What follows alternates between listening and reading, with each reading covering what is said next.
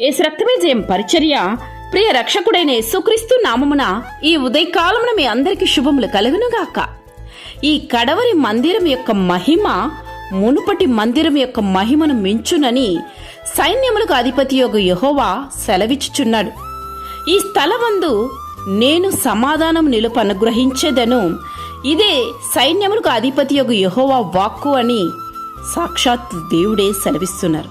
ప్రియ సహోదరి సహోదరులారా, దేవుని సన్నిధి నీకు తోడుగా వస్తే నీకు విజయము, విశ్రాంతి, సమృద్ధి, స్వస్థత సమస్తము కలుగును.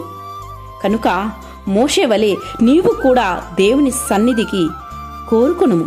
ఆయన సన్నిధికి ప్రథమ స్థానం ఇమ్ము. ఆయన తన సన్నిధిని నీకు తోడుగా ఉంచి నిన్ను ముందుకు నడిపించును. అద్భుతములు జరిగించే దేవుని మందిరము సమస్త జనుములకు ప్రార్థన మందిరం అనబడును. నీ సన్నిధిని సంపూర్ణ సంతోషము కలదు. నీ ఆవరణములలో ఒక్క దినము గడుపుట 1000 దినముల కంటే శ్రేష్టమని భక్తుడు సెలవిస్తున్నాడు.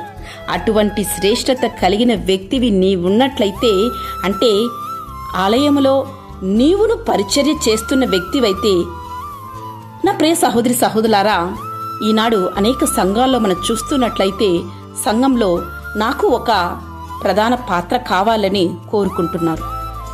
అది కోరుకోవడం తప్పు కాదు, కానీ అది అందులో రాజకీయం జరిపించడం, సంఘ కాపరిని విమర్శించడం, వాటి కొరకే ఈ యొక్క ప్రథమ స్థానం కావాలని కోరుకోవడం, ఇది ఏమాత్రము మంచిది కాదు.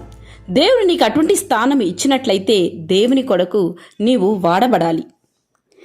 దేవుని కొరకు జీవించే సేవకులను ఇబ్బంది పరచడం, వారితో పోరాడడం, గాయపరచడం, నిందించడం, విమర్శించడం ఏమాత్రం మంచిది కాదు. ఈ సత్యాన్ని మరచిపోకు. నీవు కూడా నీ తోటి సేవకులను విమర్శిస్తూ నీవు చేస్తున్నది తప్పే అని కారణాలు చూపుతూ నీ తప్పులు ప్రచారాన్ని సమర్థించుకుంటున్నావా? అయితే జాగ్రత్త కలిగి జీవించు. దేవుని కోపం నీ మీద రగులు కొనక మునుపే, ఆ స్థితికి నీవు చేరక మునుపే బుద్ధి తెచ్చుకొని ప్రభు పేరిట నీవు క్షమాపణ కోరి ప్రాధేయపడి ప్రార్థించు.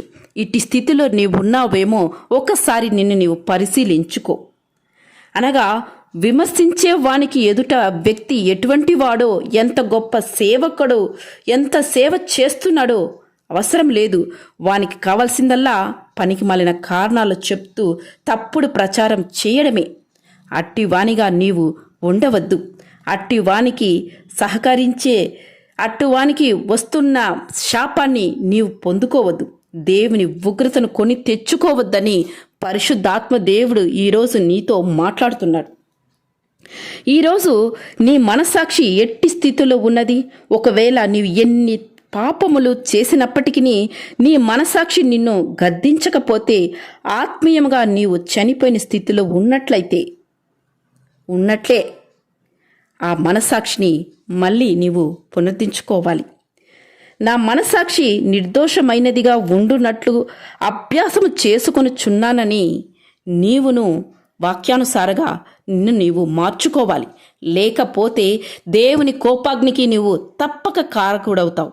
అలా కాకుండా ఈ ఆఖరి దినంలో నీవు ఉంటున్నావు కనుక దేవుని సేవకులను విమర్శించడం ఏమాత్రము శ్రేయస్కరం కాదు అని గ్రహించి వారితో నీవు సాంగత్యం కలిగి నీవును దేవుని కొరకు సేవ చేయడం, వినయ విధేయతతో దేవునికి అర్పించుకోవడం నేర్చుకో.